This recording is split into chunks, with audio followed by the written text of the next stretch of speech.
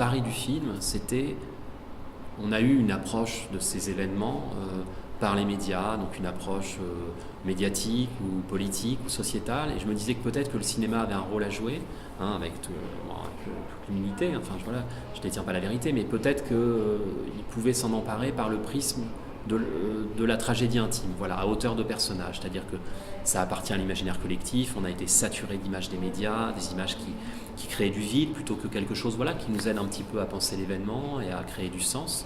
Et je me suis dit que si on mettait ça à hauteur de personnage dans une tragédie intime, voilà, peut-être qu'il y a quelque chose qui pouvait se transmettre. Aussi parce que j'ai lu beaucoup de choses et entendu beaucoup de choses de proches de victimes qui racontaient qu'en fait elles avaient eu le sentiment qu'on leur confisquait leur deuil. Comme leur deuil appartenait maintenant à un événement national, on les renvoyait à quelque chose qui les dépassait totalement. Alors qu'elles étaient vraiment dans une tragédie intime, elles étaient vraiment dans la perte de quelqu'un, voilà, avec tout ce que ça implique. Et elles disaient, moi j'ai perdu un proche, un ami, un frère, une sœur, et je ne suis pas du tout dans... Voilà. Donc je voulais ramener ça à ce niveau-là.